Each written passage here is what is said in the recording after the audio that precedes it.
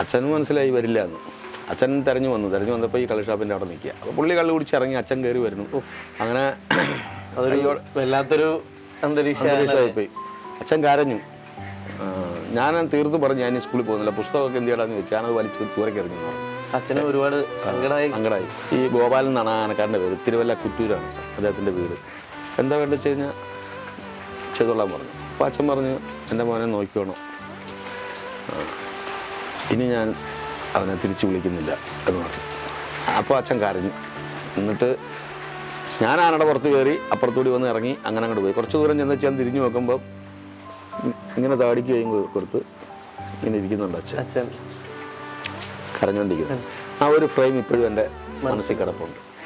ഞാൻ കുറച്ച് ദൂരം പോകുമ്പോൾ എനിക്കൊരു വിഷമം തോന്നിയിരുന്നു. അച്ഛൻ കരയുന്നത് കണ്ടപ്പോൾ ഒരു സങ്കടം തോന്നി. അച്ഛൻ കരയാത്ത ആളാണ്. 24 മണിക്കൂർ സംഗീതവും മൃദംഗവുമായിട്ട് നടക്കുന്നത്.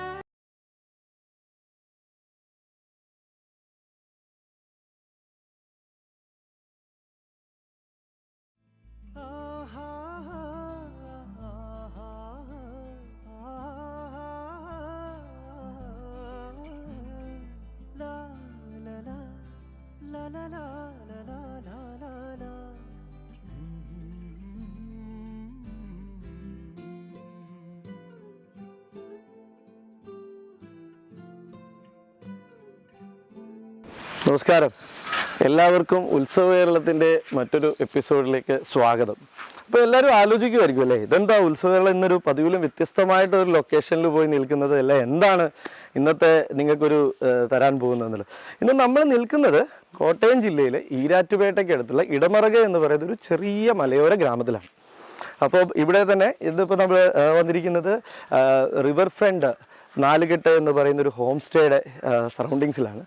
വളരെ നല്ല പ്രകൃതി രമണീയമായ ഒരു സ്ഥലമാണ് ഇവിടെ. അത് നമുക്കിന്ന് ഈ ഷൂട്ട് ഇവിടെ അവസരം തന്ന മാനേജ്മെൻറ്റിനും ഇവിടുത്തെ സ്റ്റാഫിനും നമ്മൾ ആദ്യമായിട്ട് നന്ദി പറയുകയാണ്. അപ്പോൾ എന്താണ് ഇന്ന് ഉത്സവകേരളം ഇവിടെ വന്നിരിക്കുന്നതായിരിക്കും നിങ്ങൾ ആലോചിക്കുന്നില്ലേ. അപ്പോൾ തന്നെ നിങ്ങൾക്ക് ഊഹിക്കാലോ, എന്തോ ഒരു സ്പെഷ്യൽ എപ്പിസോഡ് ഞങ്ങൾ നിങ്ങൾക്ക് വേണ്ടി തരാൻ വേണ്ടിയാണ് ഇവിടെ വന്നിരിക്കുന്നത്. അപ്പോൾ ഇതുപോലുള്ളൊരു ലൊക്കേഷനിൽ വരുമ്പോൾ നമുക്ക് അതുപോലുള്ളൊരു എപ്പിസോഡ് നിങ്ങൾക്ക് തരണമെന്നാണ് ഞങ്ങളുടെയും ആഗ്രഹം.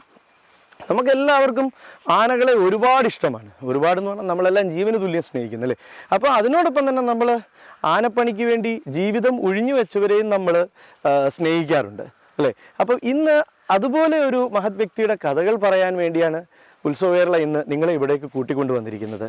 അത് മറ്റാരുമല്ല, ആനക്കേരളത്തിൻ്റെ ഉത്സവകേരളത്തിൻ്റെ പ്രിയങ്കരനായ ആറന്മുള മോഹൻദാസ് ചേട്ടനെ പറ്റിയാണ് ഇന്ന് പറയാൻ പോകുന്നത്. ആറന്മുള മോഹൻദാസ് ചേട്ടനെ പറ്റി പറയുകയാണെങ്കിൽ സംസാരിച്ചു തുടങ്ങിയാൽ അദ്ദേഹം നിർത്തത്തേയില്ല. അദ്ദേഹത്തിന് ഒരുപാട് കാര്യങ്ങൾ നമുക്ക് പറയാനുണ്ട്. അതിൽ ഒരുപാട് അറിവുകളുണ്ട്, ഒരുപാട് കഥകളുണ്ട്, ഒരുപാട് നല്ല മുഹൂർത്തങ്ങളുണ്ട്. അദ്ദേഹം ഇത്രയും നാൾ ഒരു 50 കൊല്ലത്തെ സേവനം കൊണ്ട് പല കാര്യങ്ങളും ചെയ്തിട്ടുണ്ട്. അപ്പം അതിൻ്റെ ഒരു കുറച്ചു ഭാഗം ഇന്ന് നിങ്ങളിലോട്ട് എത്തിക്കുക എന്നൊരു സതുദ്ദേശത്തോടു കൂടിയാണ് ഞങ്ങളിവിടെ വന്നിരിക്കുന്നത്. അപ്പം നമുക്ക് എല്ലാവർക്കും ചേർന്ന് അദ്ദേഹത്തിനെ സ്വാഗതം ചെയ്യാം, ഒപ്പം അദ്ദേഹത്തിൻ്റെ വിശേഷങ്ങളും കേൾക്കാം. ദാസേട്ടാ, ചങ്ങനാശ്ശേരിക്ക് അടുത്ത് ഇത്തിത്താനം എന്ന് പറയുന്ന ഒരു ചെറിയ ഗ്രാമം അല്ലേ, വളരെ ചെറിയൊരു ഗ്രാമം. അവിടെ ഇളങ്കാവ് ദേവി ക്ഷേത്രവും അതിന് ചുറ്റുമുള്ള കുറച്ച് വീടുകളും അല്ലെ, സ്കൂള്, അമ്പലം, ഒരു ചെറിയ ഗ്രാമം, പാടം എല്ലാം ഉണ്ട്. അവിടെ ശങ്കർദാസിന്റെയും ജാനകിയുടെയും മൂത്ത മകനായിട്ട് ഒരു മൃദംഗ വിദ്വാനായിരുന്നു അച്ഛൻ അല്ലേ. മൂത്ത മകനായിട്ട് ഒരു മൃദംഗമൊക്കെ ചെറുതിലെ പഠിച്ചു തുടങ്ങിയ സംഗീതവും ഒക്കെ അഭ്യസിച്ചു തുടങ്ങി അല്ലെ. അങ്ങനെയുള്ള ദാസേട്ടൻ ഒരു ഡീവിയേഷൻ എടുത്ത് ആനപ്പണിയിലോട്ട് തിരിയുന്നു. അതെ, അത് എന്താണെന്നൊന്ന് ഞങ്ങൾക്കൊന്ന് വിവരിക്കാം, അല്ലെങ്കിൽ എല്ലാവർക്കും ഒരു ആഗ്രഹം കാണും എങ്ങനെ ഈ ഒരു ഇതിലോട്ട് വന്നു എന്നുള്ളത് പറയാം. ഈ ആനക്കമ്പം എന്ന് പറയുന്നത്, ആനയോടുള്ള ഇഷ്ടം എന്ന് പറയുന്നത് എല്ലാ മനുഷ്യർക്കും, ആബാലവൃദ്ധം ജനങ്ങൾക്കും ആനകളെ ഇഷ്ടമാണ്. അതെ, ആനയും കടലും കുട്ടികളെയും കണ്ടാൽ നമ്മൾ തീരില്ല. അതുപോലൊരു ഇഷ്ടം എനിക്കും ഉണ്ടായിരുന്നു. അപ്പോൾ എൻ്റെ വീടിൻ്റെ തൊട്ടടുത്തുള്ള ഇളങ്കാവ് ക്ഷേത്രത്തിൽ സ്കൂൾ ടൈം കഴിഞ്ഞിട്ട് മേടമാസത്തിൽ വിഷു മുതലാണ് അവിടെ ഉത്സവം. അപ്പോൾ നമ്മൾ സ്കൂളൊക്കെ അടച്ചിട്ടുണ്ടാവും, നമ്മൾ ഫ്രീ ആണ്, കളിച്ച് നടക്കുന്ന സമയമാണ്. ആ സമയത്താണ് അവിടെ ആന വരുന്നത്. പറയടിക്കാനുള്ള ആന വരും. ഒരു 4-5 ദിവസത്തെ പറക്കെഴുന്നള്ളിപ്പുണ്ട്. അത് വളരെ രസകരമാണ്. ഈ ആനയുടെ മുകളിൽ ഇവരൊക്കെ കയറിയിരുന്ന് ഈ ആനയെ കുളിപ്പിക്കാൻ കൊണ്ടുപോകുന്നു. ദേവിയെ ഭഗവതിയെ കയറ്റിയിരുത്തിയിട്ട് നാട് മുഴുവൻ പറയടിച്ചു പോകുന്നു. ഒരു കൗതുകമാണ്. ആ കൗതുകവും ഇതിൻ്റെ ചലനങ്ങളും എല്ലാം വളർന്ന് ഇത് ആ മൃഗത്തോട് തോന്നിയ ഒരു ഇഷ്ടം അത് വളർന്നങ്ങ് പിടിച്ചു നിർത്താൻ പറ്റാത്ത രീതിയിൽ വളർന്നുകൊണ്ടേയിരുന്നു. ആനയെ കണ്ട് കൊതി തീരാതെ ഒരു മോഹമായിട്ട് മാറി. അങ്ങനെ ഇവർ ഉത്സവം കഴിഞ്ഞ് ഇവർ പോയി കഴിഞ്ഞാൽ അവരുടെ പുറകെ പോകും ഞാൻ. അവരുടെ പുറകെ നടന്ന് ആലാസോമനാൻ എന്ന് പറഞ്ഞൊരു ആനയാണ് അവിടെ ആദ്യമായിട്ട് എൻ്റെ കുഞ്ഞുനാളിൽ വന്നിരുന്നത്. ആ ആനയും വളരെ 10-20 വയസ്സ് 25 വയസ്സൊക്കെ ഉള്ളൊരു പ്രായമായിരുന്നു. ആദ്യമായിട്ട് കണ്ട് ഇഷ്ടപ്പെട്ട ആന അല്ലെ? അടുത്തറിയുന്ന ആലസോമനയാണ്. അതെ. അതിൻ്റെ പുറകെയാണ് ആദ്യം നമ്മൾ കാണാൻ വേണ്ടിയിട്ട് ദൂരെ നിന്ന് കാണുന്നതും അതിനെയാണ് നിരീക്ഷിച്ച് തുടങ്ങിയത്. അപ്പോൾ അതിനെ പറക്കടിച്ച് പോകുമ്പോൾ അതിൻ്റെ പുറകെ കുറേ ദൂരം പോകും. അങ്ങനെയൊക്കെ ആയിരുന്നു. അത് കഴിഞ്ഞ് അതിനിടയിൽ എണ്ണശ്ശേരി മണിയൻ എന്ന് പറഞ്ഞിട്ട് വേറൊരു ആന അവിടെ സ്ഥിരം വരും. ആ ആനയെ കൊണ്ടുവന്നിരുന്നത് ഇത്തിത്താനം ഗ്രാമത്തിൽ തന്നെയുള്ള ഒരു ആനക്കാരനാണ്. അത് നാരകപ്പറമ്പിൽ ഭാസ്കരപിള്ള എന്ന് പറഞ്ഞ ഒരു ആനക്കാരൻ. അദ്ദേഹത്തിൻ്റെ മകനാണ് ഇപ്പോഴത്തെ ചന്തുപിള്ള എന്ന് പറഞ്ഞ ചന്തുപിള്ള എന്ന് പറഞ്ഞ ആനക്കാരൻ. അപ്പോൾ ആ ഭാസ്കരപിള്ള ചേട്ടൻ ഈ മണിയനാനെ കൊണ്ടുവരും. ഈ സോമനാനെക്കാട്ടിലും നല്ല ഭംഗിയാണ് അതിന്. നല്ല ഭംഗിയാണ്. ഇച്ചിരി ബുദ്ധി കൂടുതലുള്ള ആനയാണെന്ന് പറയും. എൻ്റെ അച്ഛൻ ഒരു ദിവസം ചാലച്ചിറയ്ക്ക് പോകുന്ന വഴി കല്ലുകടവിൻ്റെ അടുത്ത് അച്ഛൻ്റെ ഒരു സുഹൃത്തിൻ്റെ അടുത്ത് ഒരു റേഷൻ കടയുണ്ട്. ആ റേഷൻ കടയുടെ പടിക്കലിരിക്കുമ്പോൾ ഇവിടുത്തെ പറക്കെഴുന്നള്ളിപ്പിന് വേണ്ടിയിട്ട് ഈ മണിയനാന നടന്നു വരുന്നു. ഇപ്പോൾ റേഷൻ കട കഴിഞ്ഞ് വലത്തേക്ക് പോയാൽ ജിതാന ഹയർ സെക്കൻഡറി സ്കൂളിൻ്റെ അവിടേക്ക് പോകും. നേരെ പോരുവാണെന്ന് വെച്ച് കഴിഞ്ഞാൽ എളങ്കാവിലേക്ക് പോരാ, അമ്പലത്തിലോട്ട് പോരും. അപ്പോൾ അവിടെ വന്നപ്പോഴേക്ക് ഈ ആന വലത്തേക്ക് സ്കൂളിൻ്റെ അവിടേക്ക് പോയി. അപ്പോൾ പുറകെ നിന്നിട്ട് ഇതിൻ്റെ ആനക്കാരൻ, എടാ നിനക്ക് എളങ്കാവിലോട്ടുള്ള വഴി അറിയത്തില്ലയോ എന്ന് ചോദിച്ചു. ആനയോട് ചോദിച്ചു. ഉടനെ ആന വലത്തേക്ക് തിരിഞ്ഞു പോയ ആന വേഗം തിരിഞ്ഞിട്ട് ഇടത്തേക്ക് തിരിച്ചു വന്നിട്ട് എളങ്കാവിലേക്കുള്ള വഴി കൂടി നടന്നു ഇത്ര. എൻ്റെ അച്ഛൻ ആനകളോട് ഒരു ഇഷ്ടവുമില്ല. ആന എവിടെയെങ്കിലും വരുന്ന കണ്ടു കഴിഞ്ഞാൽ അച്ഛൻ എവിടെയെങ്കിലും ദൂരെ മാറി നിൽക്കുകയുള്ളൂ. പേടിയുമാണ്. ആ അച്ഛന് പെട്ടെന്ന് ഇത് കണ്ടപ്പോൾ അച്ഛന് ഭയങ്കര ഒരു അത്ഭുതം തോന്നി. ഇതിന് ഇത്രയും ബുദ്ധിയുണ്ടോ ഇതൊക്കെ. ഇത് വീട്ടിൽ വന്ന് പറഞ്ഞു. അപ്പോൾ എനിക്ക് പിടിച്ചു കയറാനൊരു പിടിവള്ളിയായിപ്പോയി. അച്ഛനാ പറഞ്ഞത് ശരിയാണോ എന്ന് അറിയാൻ വേണ്ടിയിട്ട് ഞാൻ പോയതാണ്. അതിന് അത്ര ബുദ്ധി ആരൊക്കെയുണ്ടോ എന്ന് അറിയാൻ വേണ്ടി പോയതാണ്. പിന്നെന്തൊക്കെ ഉണ്ടെന്ന് അറിയാൻ വേണ്ടി പോയതാണ്. ഇങ്ങനെ ഓരോ പ്രാവശ്യവും ഇതൊക്കെയാണ്. അങ്ങനെ എൻ്റെ പോക്ക് ശരിയല്ലാന്ന് കണ്ടു കഴിഞ്ഞപ്പോൾ എന്നെ അച്ഛൻ അടിക്കാൻ തുടങ്ങി. ആ പ്രാവശ്യത്തെ 10ാം ഉദയത്തിൻ്റെ സമയം അടുത്ത് കഴിഞ്ഞപ്പോൾ മണിയനാനെ വേറൊരാൾ എഴുന്നള്ളിച്ച് കൊണ്ടുവന്നു. പറക്കെഴുന്നള്ളിച്ച് പോന്നു. ഞാൻ അതിൻ്റെ കൂട്ടത്തിൽ പിന്നാലെ പോയി ആനാരിൽ ചെന്ന് കഴിഞ്ഞാൽ അവിടെ ഒരു ഇറക്കി പൂജയുണ്ട്. അവിടെ ഒരു ബ്രേക്ക്ഫാസ്റ്റൊക്കെ അവിടെ കിട്ടും. അപ്പോൾ അതിൻ്റെ പിന്നാലെ അവിടെ പോയിരുന്നിട്ട് ഇതൊക്കെ കഴിച്ചു. അത് കഴിച്ച് ആനയ്ക്ക് പട്ടയൊക്കെ വിട്ടാൽ ഞാനാണ് കയറുന്നത്. 10 വയസ്സിൽ ഞാൻ ഏത് മരത്തേലും കയറും. അന്ന് കാരണം എൻ്റെ വീട്ടിലന്ന് ഒരുപാട് തെങ്ങുകളുണ്ട്. അപ്പോൾ കരിക്ക് എത്ര ഇട്ട് കുടിച്ചാലും അച്ഛനൊന്നും പറയുകയില്ല. തേങ്ങ ഇട്ടു എന്ന് പറഞ്ഞാൽ തല്ലും. അപ്പോൾ ഞാനിത് കയറും. എനിക്ക് 3 അനുജന്മാരുണ്ട്. ഞങ്ങൾ 4 ആൺപിള്ളേരും ഒരു ചേച്ചിയുമാണ് എനിക്ക്. അപ്പോൾ ഞാൻ തെങ്ങ കയറി ഇരുന്നിട്ട് ഇവർക്ക് ഇട്ട് കൊടുക്കും. ഞാൻ അതിൻ്റെ മേളിൽ തന്നെ ഇരുന്നിട്ട് ഇത് ചെത്തി കുടിക്കും. എന്നിട്ട് ചൊട്ട വിരിഞ്ഞ് വരുന്ന ആ കൂമ്പിലേക്ക് കുത്തിവയ്ക്കും. അങ്ങനെ ഇരിക്കുമ്പോൾ എൻ്റെ പ്രായത്തിലുള്ള പിള്ളേർ വന്നിട്ട് പറഞ്ഞു, എൻ്റെ വീടിൻ്റെ പടിഞ്ഞാറ് ഭാഗത്ത് ഒരു കാലായിൽ എന്ന് പറഞ്ഞിട്ടൊരു കാർപ്പൻ്റ് ആശാരി വീടുണ്ട്. അവരുടെ പറമ്പിൽ ഒരു കുഞ്ഞൊരാനയെ കൊണ്ട് കെട്ടിയിരുന്നു. ഈ മണിയനാനയുടെ വയറിൻ്റെ അടിയിൽ കൂടി പോകാനുള്ള വലിപ്പമേ ഉള്ളൂ, നമ്മുടെ അത്ര ഉള്ളൂ എന്നൊക്കെ പറഞ്ഞു. അപ്പോൾ ഇവരത് പറഞ്ഞപ്പോൾ എനിക്കത് വിശ്വാസം പോരാ. എന്നെ ഇവിടുന്ന് ഒഴിവാക്കാനാണോ എന്നൊക്കെ സംശയം. അപ്പോൾ അന്ന് 10 വയസ്സേ ഉള്ളൂ. അപ്പോൾ ഞാൻ നുണയാ പറയണമെന്നൊക്കെ പറഞ്ഞപ്പോൾ അല്ലല്ല ഞങ്ങൾ കണ്ടിട്ടാണ് വരുന്നത്, നല്ല രസമാണ്, മണ്ണൊക്കെ വാരിയിട്ട് കളിക്കുക എന്നൊക്കെ പറഞ്ഞപ്പോൾ ഭാസ്കരപിള്ള കൊണ്ടുവന്നാന്ന് പറഞ്ഞപ്പോൾ ശരിയായിരിക്കുമെന്ന് എനിക്ക് തോന്നി. അങ്ങനെ പെട്ടെന്ന് ഞാൻ കറങ്ങി ആന നിൽക്കുന്നിടത്ത് വന്നപ്പോൾ പിന്നെ തിരിച്ചു പോകാൻ പറ്റാത്ത അവസ്ഥയാണ്. കാരണം കുഞ്ഞൊരാന മണ്ണ് വാരിയിട്ട് കളിച്ചുകൊണ്ട് നിൽക്കുകയാണ്. തീറ്റ ഒന്നും ഇല്ല ഇതിൻ്റെ മുന്നിൽ. അവൻ്റെ പേര് സാബു. മാടപ്പള്ളി കൃഷ്ണപിള്ള വക്കീലിൻ്റെ, അതായത് നമ്മുടെ കാരിമുട്ടത്തുകാരുടെ അവരുടെ ആനയായിരുന്നു ഇപ്പോഴത്തെ കിരൺ നാരായണൻകുട്ടി. ആ വീടാണ് മാടപ്പള്ളി കൃഷ്ണപിള്ള വക്കീൽ അദ്ദേഹത്തിൻ്റെ. അന്ന് ഗിരീശൻ സാബു എന്ന് പറഞ്ഞിട്ട് കോന്നി കൂട്ടിൽ നിന്ന് കൊണ്ടുവന്ന 2 ആനക്കുട്ടികളുണ്ടായിരുന്നു. അതിൽ സാബു എന്ന് പറഞ്ഞ ആനക്കുട്ടിയാണ് ഭയങ്കര നിങ്ങളെ തുമ്പിക്കൈ 2 ചുറ്റായിരുന്നു നിലത്ത്. കുഞ്ഞിലെ തന്നെ നല്ല കൈവണ്ണവും നടയമരമൊക്കെ നല്ല വണ്ണമായിരുന്നു. നല്ല അത് ചെരിഞ്ഞുപോയി. ആ ആനക്കുട്ടിയെ കണ്ടപ്പോൾ അവരൊന്നും പോകാൻ തോന്നിയില്ല.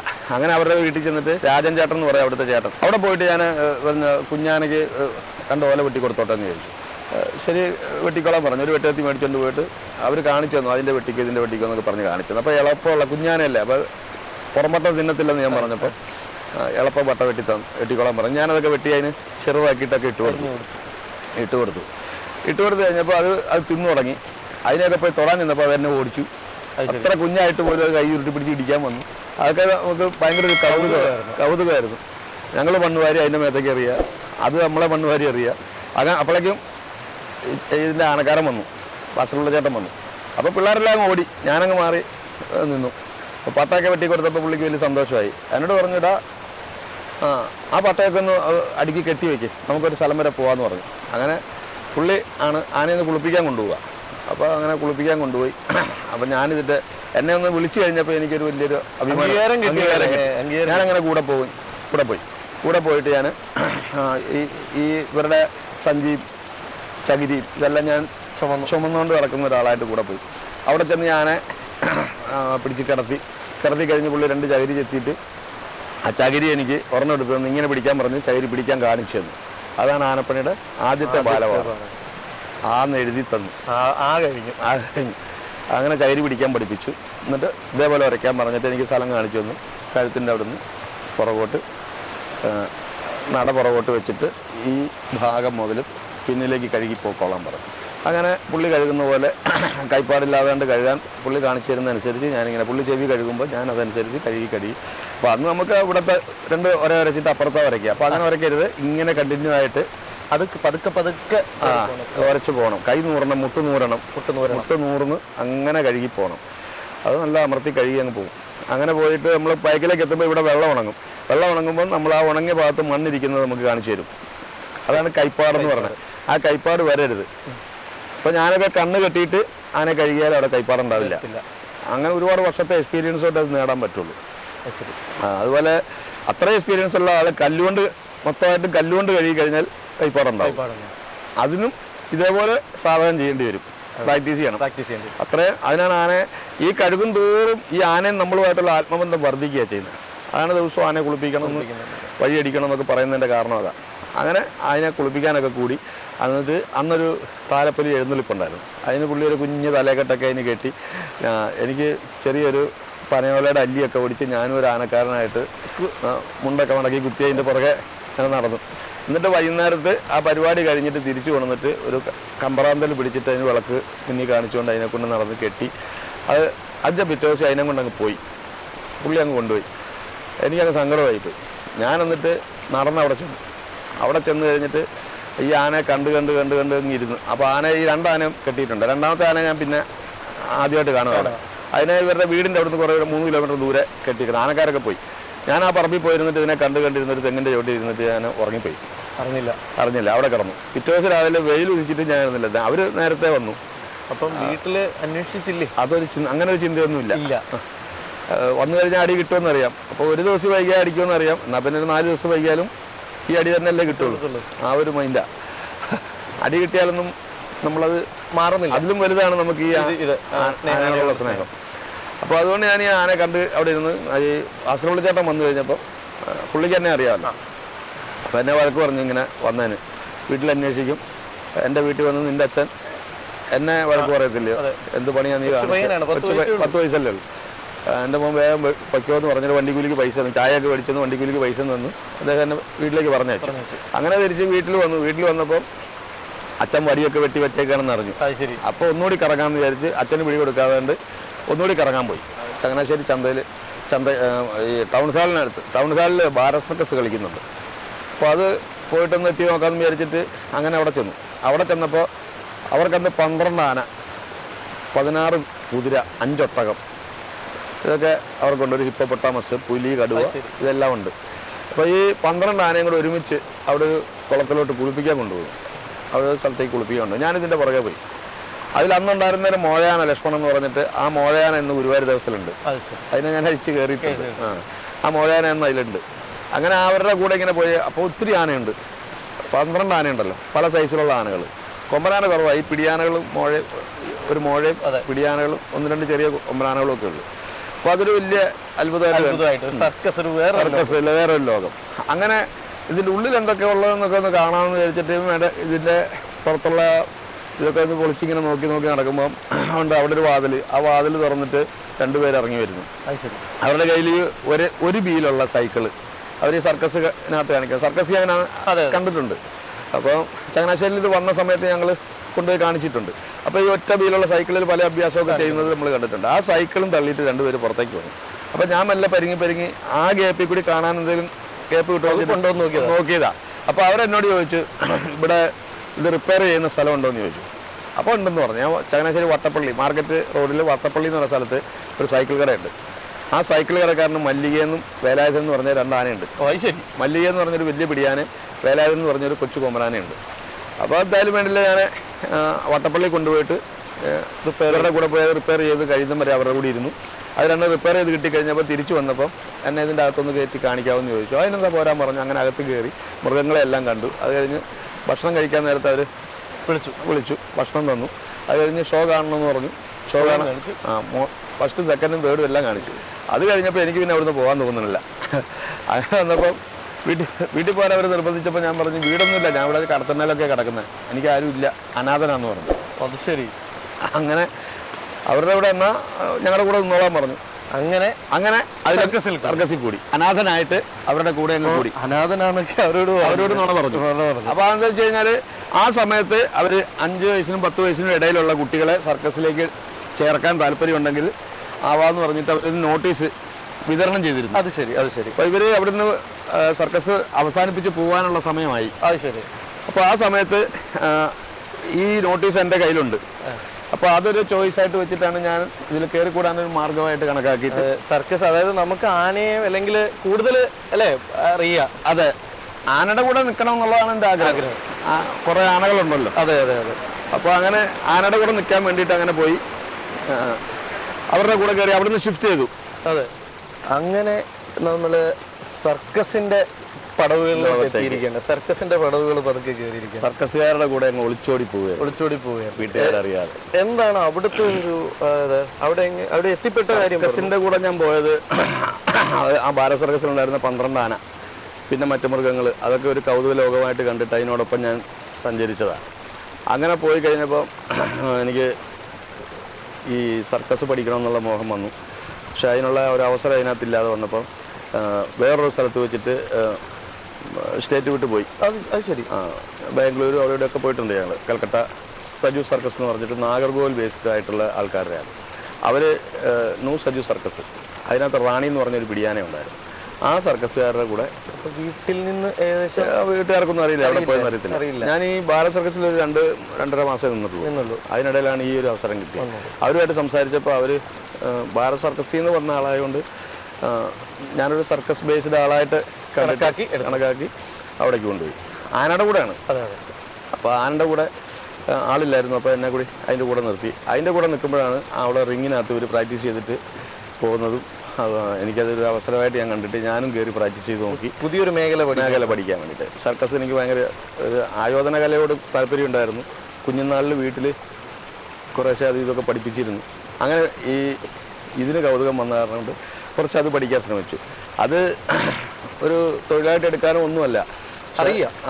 അത് ഫിസിക്കലി നമുക്ക് നല്ല ഒരിതാണ്. അതിന് വേണ്ടിയിട്ട് ഈ ആനപ്പുറത്തൊക്കെ ഡൈവ് ചെയ്ത് കയറാനും എടുത്ത് ചാടാനും ഒക്കെ ഇതൊക്കെ വേണമെന്നൊരു തോന്നൽ വന്നിട്ട് അതിൽ പഠിക്കാൻ കയറി.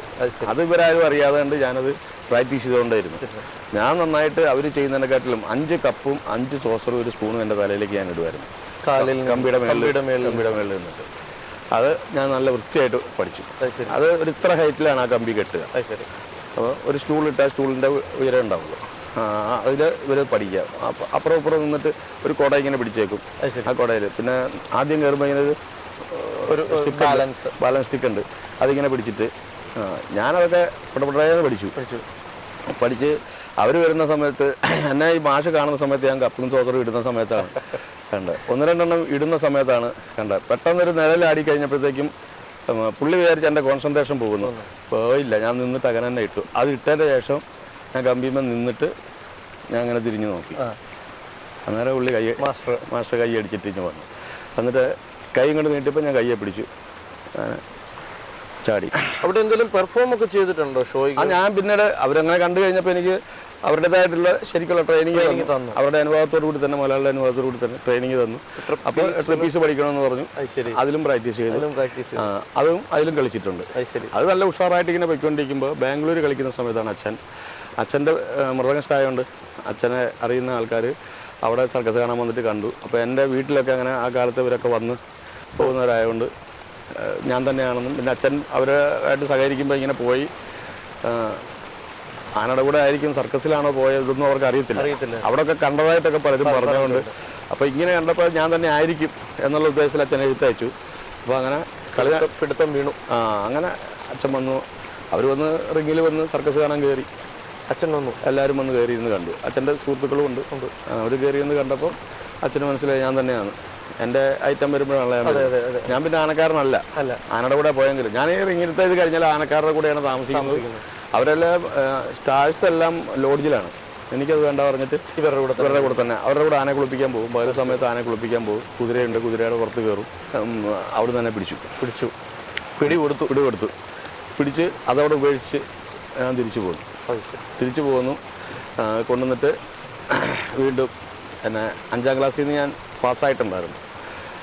അവിടുന്ന് കൊണ്ടുവന്നിട്ട് 6ാം ക്ലാസ്സിൽ എൻ്റെ അപ്പച്ചിയുടെ വീട്ടിൽ വൈക്കത്തിൻ്റെ അച്ഛൻ്റെ സിസ്റ്റർ താമസിച്ചിരുന്നു. അപ്പോൾ ഇനിയുള്ള കഥ വൈക്കത്താണ്. നമുക്കിനി വൈക്കത്തെ കഥകളിലൂടെ കിടക്കാം. അപ്പോൾ വൈക്കത്ത് എങ്ങനെയായിരുന്നു? വൈക്കത്ത് 5ാം ക്ലാസ്സിൽ ഞാൻ 6ാം ക്ലാസ്സിലേക്ക് ജയിച്ചു. അങ്ങനെ വൈക്കത്ത് കൊണ്ടുവന്ന് അപ്പച്ചിയുടെ വീട്ടിലാക്കി. അപ്പോൾ കുട്ടിക്കാലം മുതലേ അമ്മാവനെ, അപ്പച്ചിയുടെ ഹസ്ബൻഡിനെ ഞങ്ങൾക്ക് പിള്ളേർക്കെല്ലാം ഭയങ്കര പേടിയാണ്. അത് ശരി. പുള്ളി നല്ല അടി തരും. അത് ശരി. ഈർക്കിലി, പച്ചീർക്കിലി 2-3 കൂട്ടി പിരിച്ചിട്ടൊക്കെ അടിക്കുക. അപ്പോൾ അമ്മാവൻ്റെ അടുത്ത് പോയാൽ കൊണ്ട് നിർത്തിയാൽ ഞാൻ നന്നാവും, രക്ഷപ്പെടും എന്ന് അച്ഛൻ വിചാരിച്ചു. അവർ അപ്പച്ചിയൊക്കെ വീട്ടിൽ വരുമ്പോൾ അവനെ ഇനി പറഞ്ഞു അയച്ചാൽ മതി, ഇവിടെയാണെന്ന് വെച്ച് കഴിഞ്ഞാൽ അവനെങ്ങും പോകുകയില്ല, അവനവിടെ ഒന്ന് പഠിച്ചോളും എന്ന് പറഞ്ഞു. അങ്ങനെ അച്ഛൻ ടി സി വാങ്ങിയിട്ട് എന്നെ അവിടെ കൊണ്ടുവന്ന് 6ാം ക്ലാസ്സിൽ ചേർത്തു. ആദ്യമൊക്കെ കുറച്ച് നാൾ നല്ല രീതിയിൽ സ്കൂളിൽ പോയി. വൈക്കം വല്ലകം സെൻറ്റ് മേരീസ് UP സ്കൂളിലാണ് 6ാം ക്ലാസ്സിൽ പഠിച്ചത്. അപ്പോൾ ആദ്യം കുറച്ച് നാൾ നല്ല കുട്ടിയായിട്ട് നടന്നപ്പം പിന്നെ കുഴപ്പമില്ല, ഞാൻ നന്നാവാൻ ശ്രമിക്കുകയാണെന്ന് അമ്മാവനൊക്കെ ഒരു തോന്നലൊക്കെ അമ്മാവന് മനസ്സിലായി. അപ്പോൾ ഒഴിവുവേളകളിലൊക്കെ ഞാൻ മെല്ലെ എസ്കേപ്പായി തുടങ്ങി. വൈക്കത്തമ്പലത്തിലൊരു ആന, ഗംഗാധരൻ എന്ന് പറഞ്ഞൊരു ആനയുണ്ടെന്ന് മനസ്സിലായി. സ്കൂളിൽ കുട്ടികൾ അവർ തൊഴാൻ പോയിട്ടൊക്കെ വന്നു കഴിഞ്ഞപ്പോൾ ആനയെ കണ്ട കാര്യമൊക്കെ പറയും. ഞാൻ എൻ്റെ ആന ജീവിതവും സർക്കസ് ജീവിതമൊക്കെ അവരോട് പറഞ്ഞു. അവരും നമുക്ക് പ്രോത്സാഹനം തന്നുകൊണ്ടിരുന്നു. ആന ആ ഭാഗത്തൊക്കെ വന്നിട്ടുണ്ടെങ്കിൽ വന്ന് പറയും. അപ്പോൾ ഞാൻ മെല്ലെ ഇവിടുന്ന് ക്ലാസ് കട്ട് ചെയ്ത് അങ്ങനെ പോകും. അങ്ങനെ വൈക്കത്തമ്പലത്തിലെ ആനയുടെ പിന്നാലെ കുറച്ച് നടന്നു. ഗംഗാധരൻ എന്ന് പറഞ്ഞൊരു ആനയാണ്. അങ്ങനെ എന്തായാലും വേണ്ടില്ല, അത് ഞാൻ അവിടെ പാസ്സായി.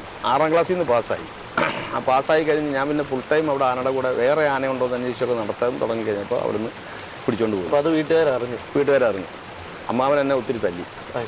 ഒരു ദിവസം പോയിട്ട് വരാൻ തോന്നാഞ്ഞ് അങ്ങനെ അത്രയ്ക്ക് നമ്മളെ ശകാരിച്ചു. അവിടെ ഇരുന്ന കാരണം എന്നെ ഒരുപാട് ശകാരിച്ചു. അമ്മാവൻ്റെ ഭയപ്പെടുത്തൽ നല്ലോണം പേടിച്ചു പോയി. അവിടുന്ന് ഇറങ്ങി ഓടിക്കളഞ്ഞു. ശരി. ഓടിയിട്ട് ഞാൻ നടന്ന് കുറച്ച് ദൂരം ആപ്പാഞ്ചറ കഴിഞ്ഞപ്പോൾ ഒരു വണ്ടി എനിക്ക് കിട്ടി. അത് കൈ കാണിച്ച് നിർത്തിയപ്പോൾ അവരോട് ഞാൻ ഈ വിവരം പറഞ്ഞപ്പോൾ അവർ കയറിക്കോ പറഞ്ഞു. അങ്ങനെ ആ വണ്ടിയിലാണ് ഞാൻ തിരുത്തി വന്ന് ഇറങ്ങി വീട്ടിൽ വന്ന് ഇനി വൈക്കത്തേക്ക് പോകുന്നില്ല. അങ്ങനെ അവിടുന്ന് പാസ്സായിട്ടുണ്ടായിരുന്നു 7ാം ക്ലാസ്സിലേക്ക്. 7ാം ക്ലാസ്സിൽ തുരുത്തി സെൻറ്റ് മേരീസ് UP സ്കൂളിൽ, പള്ളി സ്കൂളാകുമ്പോൾ കുറച്ച് സ്ട്രിക്റ്റ് ആണല്ലോ, അവിടെ കൊണ്ടുവന്ന് ചേർത്തു. അവിടെ ക്ലാസ് തുടങ്ങിയിട്ടുണ്ടായിരുന്നു. അപ്പോൾ അവർക്ക് ചേർക്കാനൊക്കെ ബുദ്ധിമുട്ട് പറഞ്ഞു.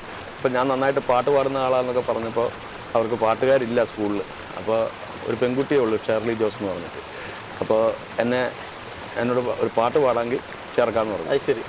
അങ്ങനെ തുരുത്തി സെൻറ്റ് മേരീസ് UP സ്കൂളിലേക്ക് 7ാം ക്ലാസ്സിലേക്ക് ഞാൻ ജോയിൻ ചെയ്തു. അത് അഡ്മിഷൻസിൻ്റെ ആവശ്യപ്രകാരം ഒരു പാട്ട് പാടിക്കും. ഞാൻ പാട്ട് പാടുന്ന ആളാന്നൊക്കെ അച്ഛൻ പറഞ്ഞതനുസരിച്ച് പാട്ട് പാടിക്കൊണ്ടാണ് എൻ്റെ ക്ലാസ്സിൻ്റെ തുടക്കം. അത് ശരി. അപ്പോൾ നമുക്ക് ഇരുന്ന് ആ പാട്ട് 2 വരി ഒന്ന് കേൾക്കാം.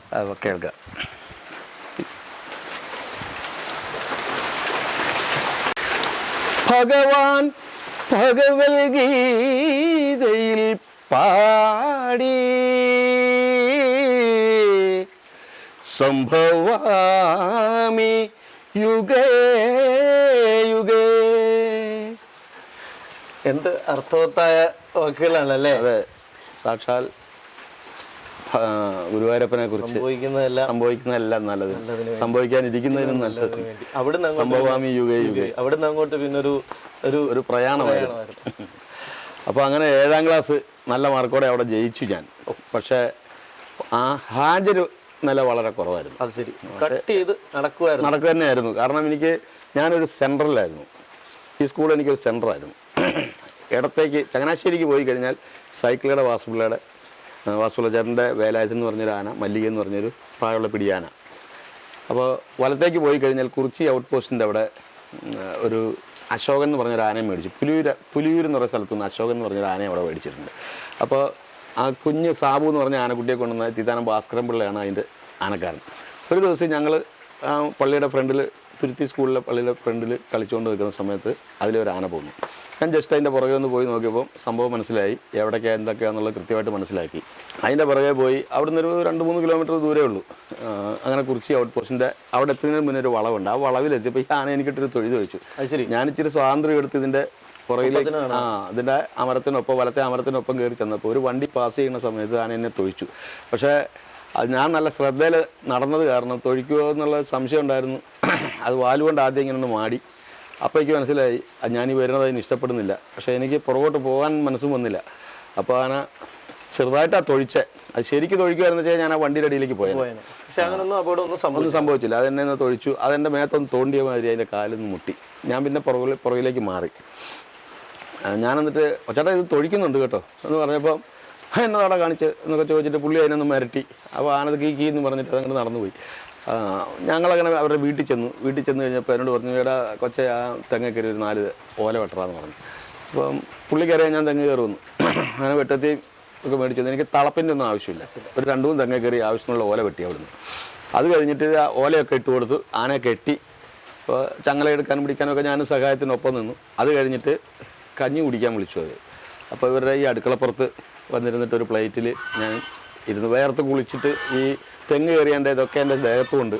അങ്ങനെ ഇരുന്നിട്ട് ഈ നല്ല ചൂട് കഞ്ഞി, കുത്തരി കഞ്ഞി, ഒരു മെഴുക്ക് പുരട്ടിയും ഒരു സമ്മന്തിയൊക്കെ, പപ്പടവും ഇതൊക്കെ ഞാൻ കഴിച്ചുകൊണ്ടിരിക്കുന്ന സമയത്ത് എൻ്റെ അച്ഛൻ പുറകെ കൂടി കയറി വന്നു. ഞാൻ സ്കൂളിൽ നിന്ന് പോയത്, അച്ഛൻ വീട്ടിൽ നിന്ന് ഇറങ്ങി തുരുത്തിയിൽ അറിഞ്ഞു ആനയുടെ പുറകെ പോയിട്ടുണ്ടോ. അച്ഛൻ അങ്ങനെ അന്വേഷിച്ചപ്പോൾ അവിടുത്തെ ആനയാണെന്ന് അറിഞ്ഞു. അച്ഛൻ കയറി വന്നു. അവിടെ ഒരു സൈക്കിളുണ്ട് അച്ഛൻ ആ സൈക്കിളിൽ അവിടെ വന്നു. അവിടെ വന്നപ്പോൾ ഞാൻ ഇരുന്നിട്ട് ഈ കഞ്ഞി കുടിക്കുന്നു. അച്ഛനത് ഭയങ്കര സങ്കടമായിട്ട്. വീട്ടിൽ ഈ കഞ്ഞിയും ചോറും ഒക്കെ ഉണ്ടായിട്ട് ഞാൻ ഇവിടെ വന്നിരുന്നിട്ട് അവരുടെ അടുക്കളപ്പുറത്തിരുന്ന് കഞ്ഞി കുടിക്കുന്നുണ്ടപ്പോൾ അച്ഛന് ഭയങ്കര സങ്കടമായി. അച്ഛൻ അവിടെ വെച്ച് തന്നെ എന്നെ തല്ലി. അവിടെ തന്നെ കൈയോടെ പിടിച്ചുകൊണ്ട് പോയിട്ട് ഔട്ട് പോസ്റ്റിൽ കൊണ്ട് തന്നെ കാണിച്ചു കൊടുത്തു. ഇവൻ്റെ കാര്യമാണ് ഞാൻ പറഞ്ഞത്. ഇനി ഈ ഭാഗത്ത് എവിടെയെങ്കിലും കണ്ടു കഴിഞ്ഞാൽ നല്ല അടി കൊടുത്തോളാൻ പറഞ്ഞു. പോലീസുകാരോട് പറഞ്ഞേൽപ്പിച്ചിട്ട് പോന്നു. എന്നെ പിടിച്ചു വലിച്ചു കൊണ്ടുവന്നിട്ട് ആ സ്കൂളിൽ നിന്ന് കൊണ്ടുവന്നിട്ട് ചങ്ങനാശ്ശേരി ഗവൺമെൻറ് സ്കൂളിൽ ചേർത്തു. കണ്ണുംവട്ടത്തുണ്ടാവും, ഇനി അകലേക്കൊന്നും വിടുന്നില്ല എന്ന് പറഞ്ഞ് അവിടെ കൊണ്ട് ചേർത്തു 8ാം ക്ലാസ്സിൽ. അപ്പോൾ 6ാമത്തെ സ്കൂളിലേക്ക് ഞാൻ എത്തി. അവിടെ എത്തിയപ്പോൾ അവിടെ NCC ഉണ്ടായിരുന്നു. അപ്പോൾ അതെനിക്ക് ചേരണമെന്ന് പറഞ്ഞ് മാഷോടൊക്കെ പറഞ്ഞു. അപ്പോൾ എനിക്ക് പൊതുവെ ഉയരം കുറവാണല്ലോ. അപ്പോൾ ആദ്യമൊക്കെ ഉയരം കുറവാണ് എന്നൊക്കെ പറഞ്ഞിട്ട് ഇച്ചിരി തണ്ടും തടിയുള്ള പിള്ളേരെയൊക്കെ എടുത്തിരുന്നത്. എന്നാലും ഞാൻ പുറകെ നടന്ന് ശല്യപ്പെടുത്തിയപ്പോൾ എന്നെ ചേർക്കാമെന്ന് പറഞ്ഞു. അങ്ങനെ ചേർക്കാമെന്ന് പറഞ്ഞ് ഒരു ഉറപ്പ് തന്നിട്ട് പിന്നെ നന്ദകുമാർ എന്ന് പറഞ്ഞ ഒരു പയ്യൻ, എന്നെക്കാട്ടിലും ഇച്ചിരിയും കൂടി ഉയരം കുറവാണ്, അവനെ ചേർത്തു. എന്നെ ചേർത്തില്ല. അത് ശരി. ഇനി ഇതിലേക്ക് ആളെ എടുക്കാൻ പറ്റത്തില്ലെന്ന് അവർ പറഞ്ഞു. അതെനിക്ക് ഭയങ്കര സങ്കടമായിപ്പോയി. അപ്പോൾ ഇനി ഇവിടെ ഞാൻ പഠിക്കുന്നില്ല എന്ന് പറഞ്ഞു. അങ്ങനെ ആ പുസ്തകം എല്ലാം കൂടി എടുത്ത് പെറുക്കി ഞാൻ പോകുന്നു. ഇങ്ങനെ പോരുമ്പോഴാണ് ചങ്ങനാശ്ശേരി സൈക്കിളുടെ വാസുള്ളച്ചേട്ടൻ്റെ വേലായുധനാന പോകുന്നു. നേരെ പുസ്തകം വലിച്ചെറിഞ്ഞ് അതിൻ്റെ പിന്നാലെ അങ്ങ് പോയി. അങ്ങനെയാണ് പുസ്തകം ഉപേക്ഷിച്ച്, അതായത് പഠിത്തം ഉപേക്ഷിച്ച് ആനയുടെ കൂടെ വേലായുധൻ്റെ കൂടെ പോയി. വേലായുധനെ മനക്കച്ചറ എന്ന് പറയുന്ന സ്ഥലത്തേക്ക് കുളിപ്പിക്കാൻ കൊണ്ടുപോകണം. അപ്പോൾ അതിൻ്റെ കൂടെ പോയി. അപ്പോൾ ഞാൻ ഇടയ്ക്കിടയ്ക്ക് അവിടെ ചെല്ലാറുള്ളതുകൊണ്ട് അവർക്ക് എന്നെ അറിയാം. ആനക്കുട്ടിക്കും എന്നെ അറിയാം. അത് ശരി. ആനക്കുട്ടി ശകല പോകരിയൊക്കെയാണ്. പക്ഷേ ഞാനിങ്ങനെ ഇടയ്ക്കിടയ്ക്ക് ചെന്ന് വല്ലതൊക്കെ കൊടുക്കുന്നതുകൊണ്ടൊക്കെ എന്നോടൊരു അടുപ്പമൊക്കെ ഉണ്ട്. ഞാൻ പറഞ്ഞു, ഞാൻ ഇനി സ്കൂളിലൊന്നും പോകുന്നില്ല ചേട്ടാ, ഞാൻ ഇനി ആനയുടെ കൂടെ തന്നെയാണ്. ഞാൻ സ്കൂളിൽ നിന്ന് ഇറങ്ങി വരുവാണെന്നുള്ളത് പുള്ളിക്ക് തോന്നിയില്ല. യൂണിഫോമിലാണ്, എന്നാലും തോന്നിയില്ല. ആ സ്കൂളിൽ നിന്നൊക്കെ പോകുന്നിട്ട് എത്ര നാളായി എന്നൊക്കെ പറഞ്ഞപ്പോൾ പുള്ളി അത് വിശ്വസിച്ചു. പുള്ളി വിചാരിച്ചു അത് ശരി തന്നെയായിരിക്കും, കാരണം എൻ്റെ യാത്രകൾ ഇങ്ങനെ ആയതുകൊണ്ട് എന്നോ പഠിത്തം കളഞ്ഞിട്ടുണ്ടാവും എന്നൊക്കെ കണക്ക് കൂട്ടി. പഠിക്കത്തില്ലെന്ന് അവർക്കൊക്കെ അറിയാം. അങ്ങനെ എന്നെ കൂട്ടി അവർ പോയി കുറച്ചങ്ങോട്ട് ചെല്ലുന്നിടത്തൊരു കള്ള് ഷാപ്പുണ്ട്. ആ കള്ള് ഷാപ്പിൻ്റെ അവിടെ ദിവസവും ഈ ആന കയറും. ആ കള്ള് ഷാപ്പിൽ ഫ്രണ്ടിൽ ഇങ്ങനെ 2 വശത്തൂടെ ഇങ്ങനെ കോണി കയറിയിട്ടുള്ളൊരു ഇതാണ്. വണ്ടിയൊക്കെ അപ്പുറത്തൂടി കയറി വരും. അതിലെ ആനയെ കയറ്റി ഷാപ്പിൽ നിന്ന് ഉമ്മർത്ത് കൊണ്ടുവരും. അപ്പോൾ ഈ ആനയ്ക്ക് ഈ പച്ചക്കപ്പ ഇതൊക്കെ അവർ ബേക്കറിയൊക്കെ മേടിച്ച് വയ്ക്കും, അവിടെ പഴമൊക്കെ മേടിച്ച് വയ്ക്കും. ഇതൊന്നും വരുന്നതായതുകൊണ്ട് അപ്പോൾ അതൊക്കെ അതിന് ഇവർ കൊടുക്കും. ഈ പുള്ളിക്കാരന് ഒരു കുപ്പി കള്ള് അവർ ഫ്രീ കൊടുക്കും. അപ്പോൾ അതിന് വേണ്ടിയിട്ട് മിക്ക ദിവസം അവിടെ കയറും. അന്നും അവിടെ കയറിയിട്ട് അപ്പോൾ എന്നെ ആൻ്റെ അടുത്ത് ഇരുത്തിയിട്ട് ആശാൻ കയറി. ആനയ്ക്ക് ഇവരിതൊക്കെ കൊടുത്തുകൊണ്ട് നിൽക്കുന്നു. ഞാനിങ്ങനെ ഇരിക്കുന്ന സമയത്ത് അച്ഛൻ വേർത്ത് കുളിച്ച് സൈക്കിൾ ചവിട്ടി അച്ഛൻ അവിടെ വന്നു. സ്കൂളിൽ നിന്ന് അങ്ങനെ ആരോ പറഞ്ഞു, ആ സ്കൂളിൽ നിന്ന് ഞാൻ ഇറങ്ങിപ്പോയി എന്നുള്ളത് വിവരം വീട്ടിലറിഞ്ഞു. അച്ഛൻ അവിടെ അടുത്ത് അവിടെ ഉണ്ടായിരുന്നു. അപ്പോൾ ആരോ പറഞ്ഞു ആശാൻ്റെ മോൻ ഇതിലേ പോയിട്ടുണ്ട്, കൊച്ചാന ഇതിലേ വരാറുള്ള കൊച്ചാനയുടെ പുറകെ പോയല്ലോ എന്ന് പറഞ്ഞു. അങ്ങനെ പോകാൻ വഴിയില്ല എന്നൊക്കെ പറഞ്ഞു. ആൾ പോയി. സ്കൂളിൽ ചെന്ന് അന്വേഷിച്ചപ്പോൾ സത്യമാണ്, അവിടെ കാണാനില്ല. അപ്പോൾ ഇവിടുന്ന് LCCയിൽ ചേർക്കാത്ത പണങ്ങി പോയതാണെന്ന് പറഞ്ഞു. അപ്പോൾ തിരിച്ചു വരുമെന്ന് വിചാരിച്ചു. അപ്പോൾ അവർ പറഞ്ഞു അത് ചേർക്കാത്തതിൻ്റെ ദിവസം നാളെ ഇഞ്ഞ് പോകുന്നോളൂ. അച്ഛനും മനസ്സിലായി വരില്ല എന്ന്. അച്ഛൻ തിരഞ്ഞു വന്നപ്പോൾ ഈ കള്ള് ഷാപ്പിൻ്റെ അവിടെ നിൽക്കുക. അപ്പോൾ പുള്ളി കള്ള് കുടിച്ചിറങ്ങി, അച്ഛൻ കയറി വരുന്നു. അങ്ങനെ അതൊരു വല്ലാത്തൊരു അന്തരീക്ഷമായിപ്പോയി. അച്ഛൻ കരഞ്ഞു. ഞാൻ തീർത്തും പറഞ്ഞു ഞാൻ ഈ സ്കൂളിൽ പോകുന്നില്ല, പുസ്തകമൊക്കെ എന്ത് ചെയ്യണമെന്ന് ചോദിച്ചു. ഞാനത് വലിച്ച് ദൂരേക്ക് എറിഞ്ഞെന്ന് പറഞ്ഞു. അച്ഛന് ഒരുപാട് സങ്കടമായി. ഇനി ഞാൻ സ്കൂളിൽ പോകുന്നില്ല അച്ഛാ, ഞാൻ ഈ ആനയുടെ കൂടെ പോവുക എന്ന് പറഞ്ഞു. അപ്പോൾ ഈ ഗോപാലൻ എന്നാണ് ആനക്കാരൻ്റെ പേര്, തിരുവല്ല കുറ്റൂരാണ് അദ്ദേഹത്തിൻ്റെ വീട്. ആ പുള്ളി പറഞ്ഞു, ആശാനെ ഈ ഇവൻ ഒരു പള്ളിക്കൂടത്തിലൊന്നും അവൻ പോകത്തില്ല, അവന് കണ്ണു തെറ്റി അവൻ ആൻ്റെ അടുത്ത് വരും, അവൻ്റെ മനസ്സ് മുഴുവൻ ആനയാണ്. അവനിനി ആ വഴിക്ക് തന്നെ വിടുന്നതാണ് നല്ലത്. കാരണം നിങ്ങൾ അവൻ്റെ പിന്നാലെ നടന്നിട്ട് കാര്യമില്ല, അവന് സ്കൂളിൽ പഠിക്കാൻ താല്പര്യമില്ല. അവൻ ഞങ്ങളോടൊക്കെ അത് എപ്പോഴും പറയുന്നതാണ്. ഞങ്ങളൊക്കെ നിർബന്ധിക്കുന്നതുകൊണ്ടും വഴക്ക് പറയുന്നതുകൊണ്ടും ഒക്കെയാണ് സ്ഥിരമായിട്ട് വരാതിരുന്നത്. ഇന്നിപ്പോൾ അവൻ പുസ്തകമെല്ലാം വലിച്ചെറിഞ്ഞു, എന്നിട്ടാണ് അവൻ വന്നേക്കുന്നത്. ചെയ്തോളാൻ പറഞ്ഞു. അപ്പോൾ അച്ഛൻ പറഞ്ഞു, എൻ്റെ മോനെ നോക്കിക്കോണം, ഇനി ഞാൻ അവനെ തിരിച്ചു വിളിക്കുന്നില്ല എന്ന് പറഞ്ഞു. അപ്പോൾ അച്ഛൻ കരഞ്ഞു. എന്നിട്ട് ഞാൻ ആനയുടെ പുറത്ത് കയറി അപ്പുറത്തൂടി വന്ന് ഇറങ്ങി അങ്ങനെ അങ്ങോട്ട് പോയി. കുറച്ച് ദൂരം ചെന്ന് ഞാൻ തിരിഞ്ഞു നോക്കുമ്പം ഇങ്ങനെ താടിക്ക് കൈയും കൊടുത്ത് ഇങ്ങനെ ഇരിക്കുന്നുണ്ട് അച്ഛൻ കരഞ്ഞുകൊണ്ടിരിക്കുന്നത്. ആ ഒരു ഫ്രെയിം ഇപ്പോഴും എൻ്റെ മനസ്സിൽ കിടപ്പുണ്ട്. ഞാൻ കുറച്ച് ദൂരം പോകുമ്പോൾ എനിക്കൊരു വിഷമം തോന്നിയിരുന്നു. അച്ഛൻ കരയുന്ന കണ്ടപ്പോൾ ഒരു സങ്കടം തോന്നി. അച്ഛൻ കരയാത്ത ആളാണ്, 24 മണിക്കൂർ സംഗീതവും മൃദംഗവുമായിട്ട് നടക്കുന്ന ആളാണ്. അപ്പോൾ അച്ഛനാ കണ്ണീന്ന് വെള്ളം വന്നൊക്കെ എൻ്റെ മനസ്സിൽ ഒരു കുറച്ച് നേരത്തേക്ക് ഫീലിംഗ് ഉണ്ടായിരുന്നു. ഒരുപാട്. പിന്നെ ആനയുടെ പുറത്താണ് ഞാനിരിക്കുന്നത്. കുറച്ച് ദൂരം ചെന്ന് ആന അവിടെയും തോന്നി ഇവിടെയും തോന്നി. അപ്പോൾ ഒന്ന് ബലവിച്ച് കഴിഞ്ഞപ്പോൾ പിന്നെ ആനയുടെ ഇതിലേക്കായി എൻ്റെ ശ്രദ്ധ മുഴുവൻ. ഒരുപക്ഷെ അച്ഛൻ ഒരുപാട് പ്രതീക്ഷകൾ. അതെ, മൂത്ത മകൻ. അതെ, ഞാൻ സ്കൂളിൽ പഠിക്കാത്തതിൻ്റെ ആ ഒരു വിഷമം കൊണ്ട് അച്ഛൻ്റെ 2 പെങ്ങന്മാരുടെ മക്കളെ 10ാം ക്ലാസ്സിന് ശേഷം അവർക്ക് പഠിക്കാനൊരു സാഹചര്യം ഇല്ല വന്നപ്പോൾ അച്ഛൻ വീട്ടിൽ വിളിച്ചുകൊണ്ട് നിർത്തിയിട്ട് പഠിപ്പിച്ച് അവരെ നല്ല നിലയിൽ, ഒരാൾ എഞ്ചിനീയറായി, ഒരാളൊരു പോലീസ് ഓഫീസറായി, കൃഷ്ണകുമാരേട്ടൻ. അപ്പോൾ അവരൊക്കെ നല്ല നിലയിലെത്തി. അച്ഛൻ്റെ മോൻ ആനക്കാരനായിട്ടും പോയി.